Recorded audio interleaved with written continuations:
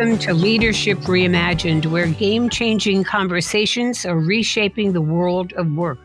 I'm Janice, the CEO and founder of Ellig Group, Executive Search Advisors, where we are reimagining search through our long-standing commitment to diversity, equity, and inclusion. I am delighted today to welcome MaryAnne Gilmartin, the founder and chief executive officer of MAG Partners, a New York-based real estate development company, which she founded in 2018. Most recently, MaryAnne also served as interim chief executive officer and chair of the board of directors of Mack Cali Realty Corporation. MAG Partners is a woman-owned urban real estate company with decades of experience developing impactful, iconic, large-scale projects incorporating principles of beauty, diversity, and sustainability to create great places with lasting value for their partners, investors, and communities. A very active civic leader in the New York metropolitan area, MaryAnne serves as chair emeritus of the Downtown Brooklyn Partnership, a member of the executive committee of the Brooklyn Academy of Music, member of the New York Public Radio Board of Trustees, member of the executive committee and board of governors of the Real Estate Board of New York, and part of the industry advisory board of the MS Real Estate Development Program at Columbia University. In addition to her civic and industry board service, MaryAnne was appointed a member of the board of directors of the global investment banking firm Jefferies Group, LLC, in 2014. This is a very busy woman, and MaryAnne, I'm so happy and delighted you could join us today. Thank you for being here. Janice, thank you so much for having me here today. And I would like to shout out to you for your trailblazing, tireless advocacy for creating more equity and more diversity in boardrooms and C-suites around the country and the globe. There are very few people like you, and I just want to say that it has been in my journey an inspiration to watch you take a cause and really drive it forward in a way that produce tangible and lasting results for the business community and for women at large. So thank you for that. Thank you, MaryAnne. You know, and I've watched your journey over the number of years now that we've known each other, and it's really been a remarkable one, especially because you're in this male-dominated field, real estate. Can you give us some insights on that journey? Well, let me begin by saying serendipity had a lot to do with it. I think we all need a plan, but we all need to be prepared for that plan to be upended. I was an urban fellow under the Koch administration. I was granted a fellowship to come into government. It was the city's only recruitment mechanism in the late 80s. And you were able to pick your agency and work directly with commissioners and heads of agencies. And in that process, I was encouraged by the leadership of the fellowship program to really try something that was outside of your area of interest. And so I was on my way to law school, hoping to fight for the rights of juveniles in the justice system. And I did a ton of interviewing with commissioners around the city. And as you know, Janice, in the 80s, coming out of the fiscal crisis, the city was a very different place. The physical plant was terrible. There was absolutely no way for anyone to hire anybody because there was a freeze on new hires. So urban fellows were sought out, and every commissioner in the city wanted an urban fellow. So the press was on, and you got all sorts of offers to come into agencies and shadow the commissioners. And I just, again, on a whim, I had two fellowships, a summer fellowship and an academic year. And I decided to try economic development. It was a very sophisticated quasi-public agency with a president, a board of directors, carpeting, and air conditioning. And at the time, the city was just a really horrendous place to work. And again, I went to school in the Bronx. I'm pretty tough, but I have to say, walking into the Public Development Corporation, I thought, you know what? I could spend a summer here and just figure this economic development thing out and try it on for size. And it was then and there that I realized I had real estate development in my veins. Would never have known it had I not spent that summer doing projects around the city, large-scale public-private partnerships. And 7 years into that gig, I realized I could cross over to the private sector, do some of the very same game-changing work, and actually earn a better living and do it with a company and a balance sheet instead of a city government. And so Bruce Ratner recruited me to come and work at Forest City. And there began my career in the private sector, doing large-scale projects, lots of projects with government partners. I spent 23 years working in that company, Forest City, had an incredible run and a lot of luck building amazing, iconic buildings around New York, ground up. And then I had the great fortune of operating those properties. So I became a pretty able placemaker, builder, and operator of real estate all throughout New York City. And that career experience was really mind-opening for me, and it really became my craft, and it was all I wanted to do. At the same time, I was working for a public company that was in the public markets as a non-REIT. And at the time, any public company in real estate really was a REIT. And so Forest City had to figure itself out, had to come up with some strategic alternatives, and turned itself into a REIT. And at that time, I realized many of the things I did with Bruce Ratner, I would never do again, because the world had shifted. Development was not really of interest to the public markets. The long-term value creation of that craft was not appreciated. And it was really, what have you done for me lately? And so I decided to exit the company after 5 years as the CEO, went to the company, and they were very supportive of my moving on. And in fact, granted me an assignment, a very robust assignment, where I had 2 years of a bankable contract with Forest City to continue to work on some of their challenges. And that, in fact, allowed me the working capital to found my own company with a team of trusted professionals with whom I had built my career at Forest City. MaryAnne, though, going into real estate now in your own business, this is a tough industry to break into. And of course, you had that time with Bruce Ratner and partners and built some iconic buildings, but you had to have had some major challenging times, right? You kept going. What were some of these drivers that just kept you in it and to overcome some of those obstacles? I think some of it is just DNA. I came from a childhood that really, the only thing that was certain was a lot of uncertainty. And I think that developers need to feel very comfortable with lots of moving parts. I call it the great Rubik's Cube of real estate. And if you're uncomfortable settling after a long day with lots of disparate parts floating around, making decisions, connecting dots, and driving forward, it can be unnerving for people that aren't comfortable amid chaos and a certain dynamic process for which I don't believe there's any other in real estate, like real estate development on a large scale basis. And so I certainly am comfortable with change. I'm comfortable with complexity. I can tell you that it is a cyclical business, and therefore the highs are amazing and the lows are staggeringly challenging. And living through downturns, through 9/11, through Superstorm Sandy, and what that did to the built environment in New York and what that did to our business really made me a better developer and a better leader. But it is because I really don't cower in the face of difficulty. And I really enjoy and I'm very passionate about my work. And I think that really does matter. And finally, I never got that memo that said, as a woman in the real estate business, you should feel extremely intimidated and be really bashful at the table. I think I came from meritocracy. Bruce Ratner brought me through the business, and all of my colleagues believing it was the best man or woman for the job.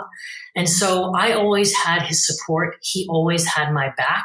And as I became more capable, as I took on more responsibility, Bruce wanted me to take on more, to do more, and to become the face of the New York company. And with that kind of support, to me, it's just proof positive that what we as women in this profession are looking for is a level playing field and an opportunity to compete in a meritocracy. Well, I'm glad you never got that memo because you didn't let gender come in to what you knew was just something that fit your style and how you operate. We're going to talk about some of the newer projects, but let's go back in terms of some 4 high-profile development firms in New York City, and you were the driving force behind the Barclays Center, Pacific Park, which transformed Brooklyn, and the formidable New York Times building.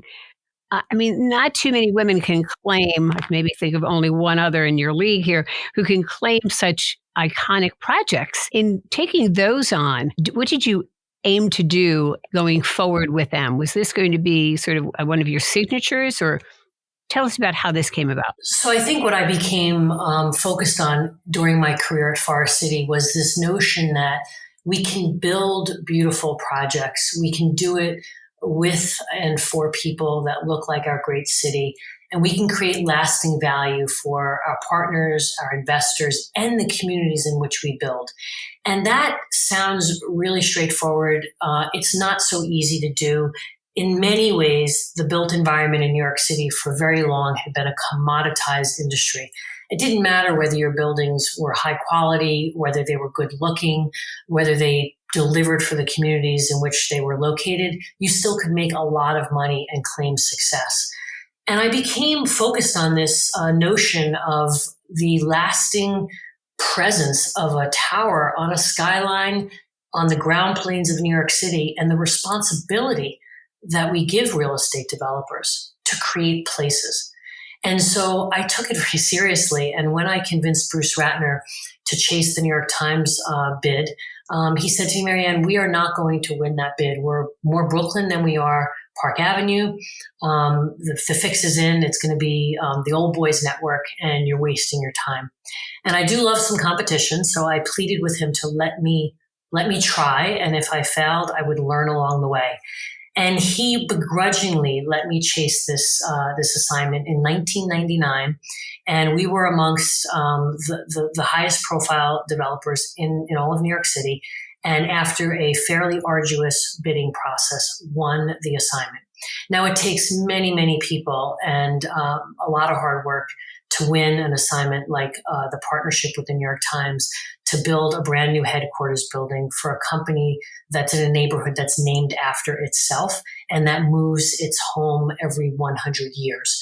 And so there was a certain sense of just gravitas around the assignment. And I was given a lot of the credit for winning that assignment and putting that great building together with the New York Times as a partner and a tenant, and with Renzo Piano as the architect. And that process, going through and creating that great building through 9/11, at a time when people laughed at the notion that 8th Avenue would be a legit location for law firms, media firms, hedge funds, everybody just thought it was a joke. And I was laughed at by the brokerage community in thinking that we could build an amazing icon across from the Port Authority on 8th Avenue. And lo and behold, conviction, a lot of time, a commitment to quality, and great sponsorship like the Gray Lady allowed us to do something extraordinary. And that building, this is public information, for Forest City, just half of the tower that we owned created $1 billion of value creation. Just the top half of the building. And that became a trophy asset for the company, but it also changed forever the way that I looked at my business. I didn't want to be part of forgettable construction projects that were really driven by only an economic formula and not by a commitment to quality and principles of sustainability. And so prior to my ascension to the role of CEO, there were buildings and projects built around New York City by Forest City that maybe were not the finest in terms of quality, but were in lots of different neighborhoods around the city. And I just became committed to doing projects like the New York Times in terms of quality, sponsorship, and lasting sustainability. And it was imperative. It was an existential moment for me to recognize that if I was going to continue to do this, I had to try and do it that way, that was the only way for me and anybody that wanted to be on my team. You know, you really are, as this podcast is going to be entitled, a modern placemaker. You don't just do development. In fact, you really are making places that are really quite beautiful. And I didn't realize the New York Times building, you went into this and then 9/11 happened, right? So you had to carry on through that awful time for real estate. And if you can remember, Janice, after 9/11, there was this idea that nobody would want to be on a high floor in a building. Right. And so this notion that we had negotiated hard to control and lease the top half of the tower and gave the New York Times the lower half. We were building the whole building, but they were going to be the occupant of the lower half. And we were so happy to have been able to drive rents and value through the upper half of the tower. And then suddenly that felt like maybe that was a terrible idea. And I'm going to get to this issue of the power of partnerships, because the New York Times taught me so much about the importance of relationships and the power of partnership. At every milestone event, the New York Times took a moment to bring us together, to mark the milestone, to pay tribute to progress, and to really fuel the team into their, to continuing forward and delivering on greatness. And I'll never forget the week after 9/11, the Times was asked quite pointedly, were they planning on continuing with their headquarters building, which was designed and was described as a modern icon, a masterpiece of the modern millennium that was going to create transparency in its ground plane and would be open to all New Yorkers in its lobby and in its public spaces. And the New York Times said, we don't believe that any New Yorker would want to occupy a building that could be built to withstand the attacks of 9/11, and that we have to learn from that moment, but that we as the New York Times will be forging forward as a sign of this city's great resiliency. We're going to build this highly transparent, beautiful tower on 12 subway lines across from a major terrorist target called the Port Authority, and we're going to do it with pride and commitment and prosperity. And that's in fact what happened. And that was, again, a great lesson to me, the power of partnership and conviction and passion for what we're doing. And MaryAnne, that is your reputation. You are committed. You have the power of your convictions. You are a team player. You're highly collaborative. And that building, it alone demonstrates, what a great leader in New York City can do. So I want to take a moment to remind our audience that you are listening to A Modern Placemaker, MaryAnne Gilmartin, the founder and chief executive officer of MAG Partners. The topics we cover, like today's, are all current, and a new topic with a new game changer is released on the third Thursday of every month. This is a great way to stay current on relevant issues happening around us. Now let's return to MaryAnne. So MaryAnne, when I look at some of the projects you've done, like New York Times Building, Barclays Center, you also have some new projects underway. And in the bidding on the development of a corner site in Chelsea, you were one of 7 bidding on that. Yet MAG Partners was selected. How did you win that deal? And why you over others? That's a great question. And I'm going to be humble and say that I think it's actually a pretty straightforward formula for me, which really comes down to the importance of relationships, the power of integrity, and the need to demonstrate strong execution. So you had on 28th Street a parking lot site that most every developer in New York tried to pick up. And it's owned by the Edison family. And the Edison family is known to be a very difficult and quirky family. I love them. They're not easy. They were taught never to sell real estate, always to keep the value in the family. And so they were only prepared to do a ground lease with a developer. And they were very, very hard negotiators. And so I had developed a relationship with one of the principals. And I asked for 90 days to put together a transaction that worked for the family and worked for my company. And I was basically given 90 days with the promise that it would go to the dinner table, but we would never know if it were going to pass the family test. And so using sensible business practices, pushing where I could push it, being reasonable where I could be reasonable, we negotiated a transaction that worked for the Edison family, worked for my company, and all the while ensuring that I could continue on the mission of deploying commercial approaches to overcome challenges, not run a company where social responsibility and inclusion are an afterthought. And as nearly one of the only women-owned development companies, I don't think it was lost on the family. This is a family of women who I think believed that I took my work very seriously and that I was very strong in execution. And if you can imagine, when you own a piece of dirt and you decide that you're going to build on it, but that you're only going to keep the ownership interest in the land and have somebody else handle the improvements, you become obsessed with this idea that if you pick the wrong horse, you could end up with a partially built building.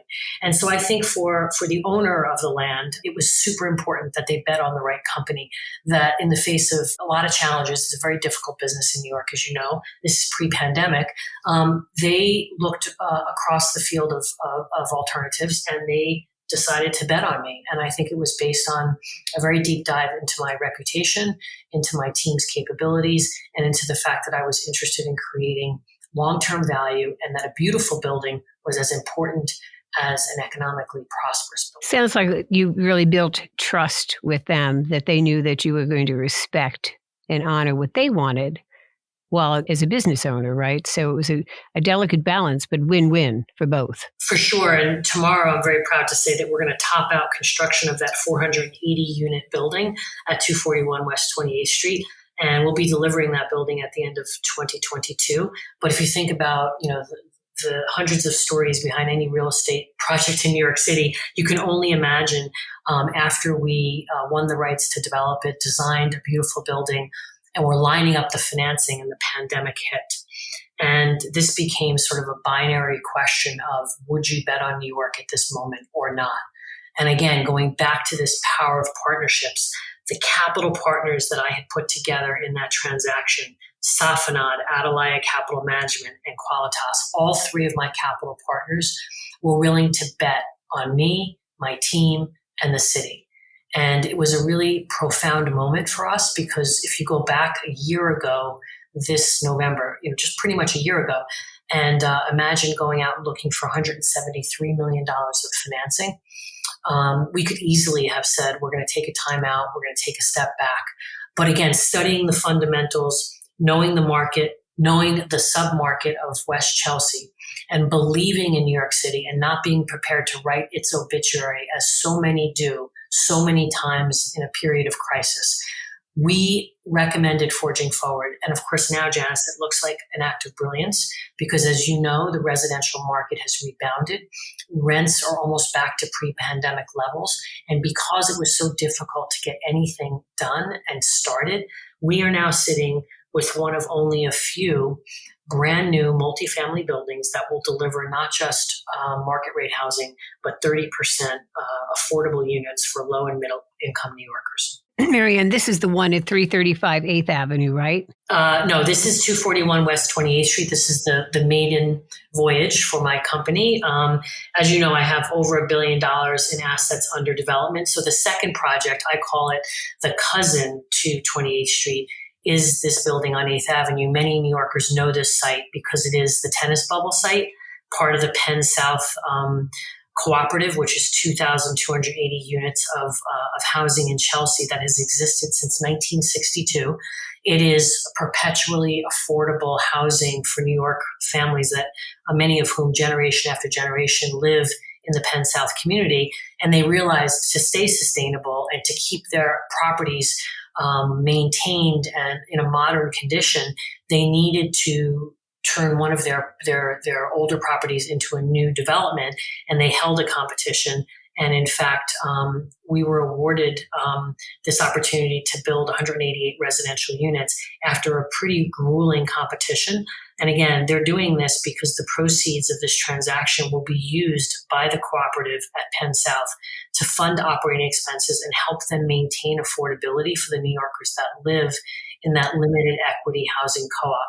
So again, this is a project that not only I think is going to deliver really great value for our financial partners, but for the community of Penn South, will give them the financial wherewithal to keep their properties up to date and maintain the grounds and the beautiful buildings that make up that very large area along 8th Avenue. You have a focus on low and middle income residents, don't you? I mean, in terms of really improving housing benefits for communities.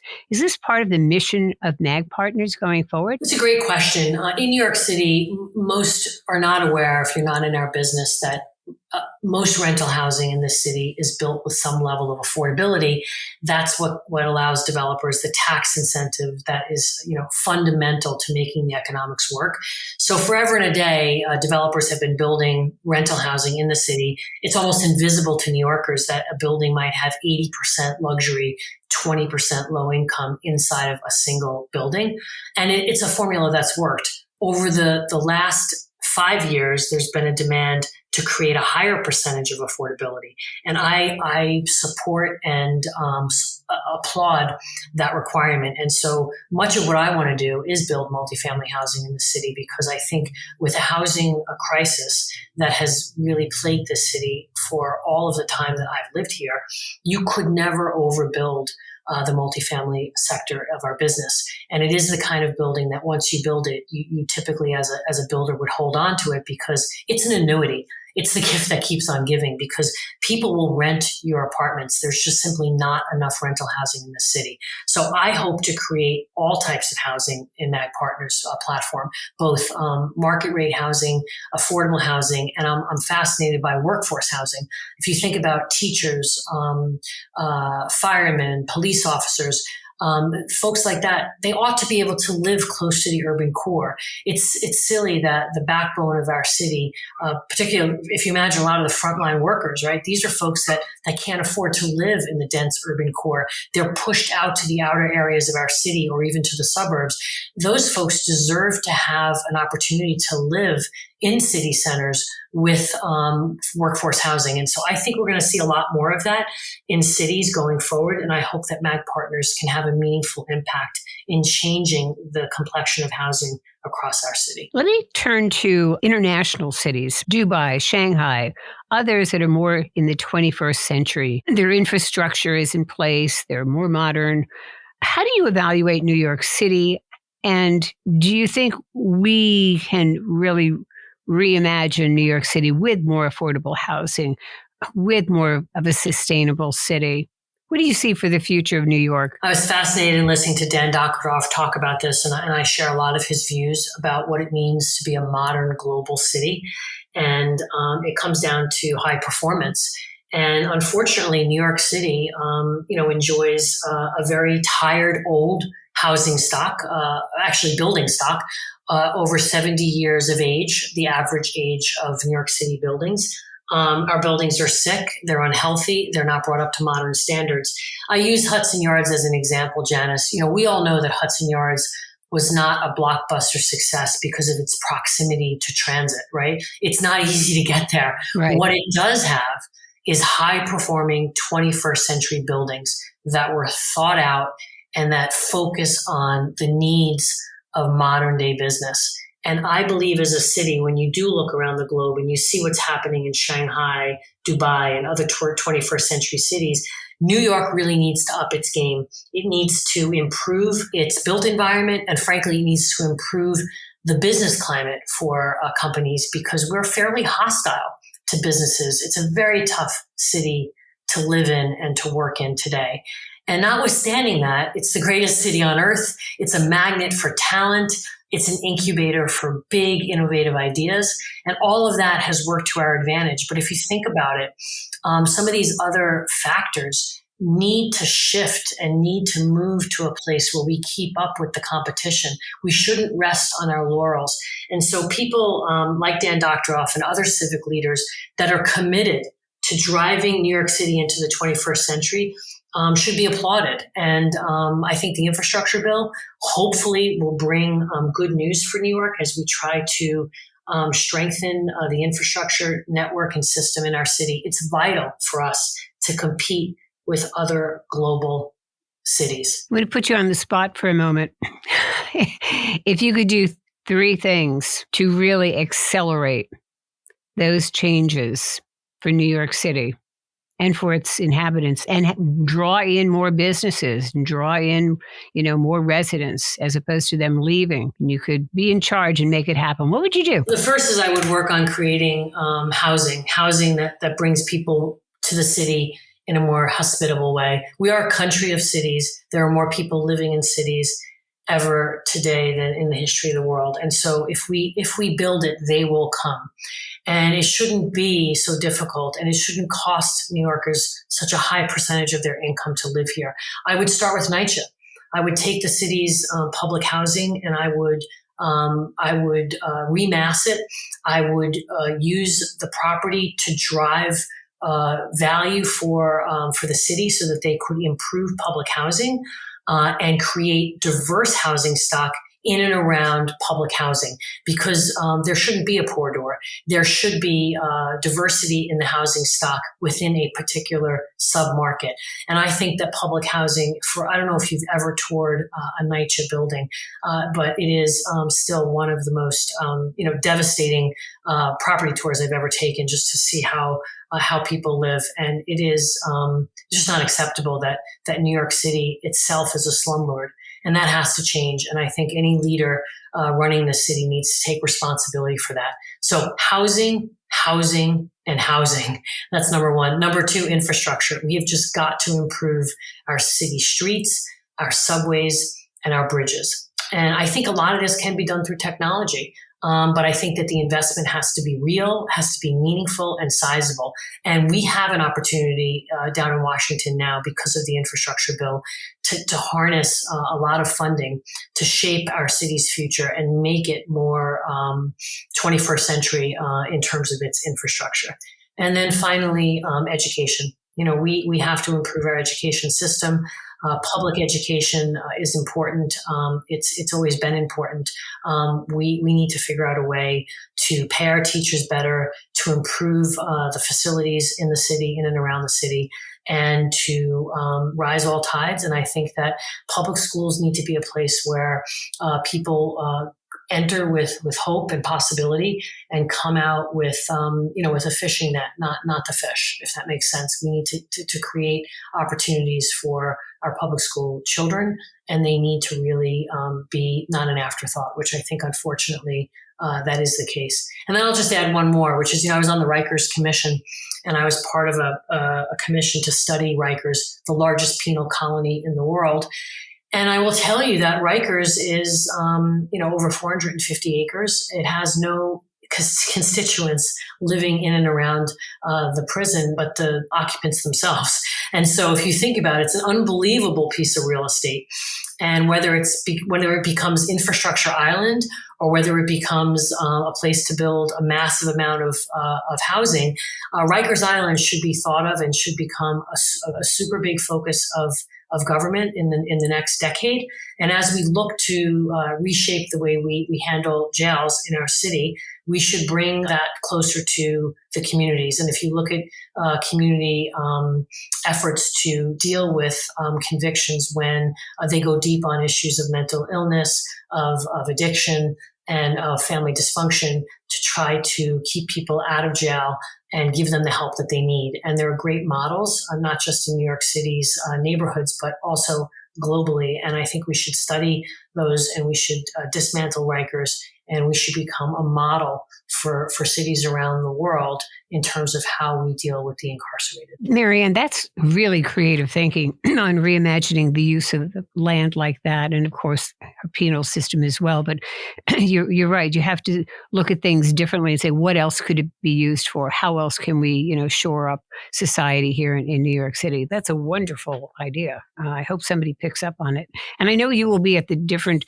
public-private partnership tables driving a lot of new ideas.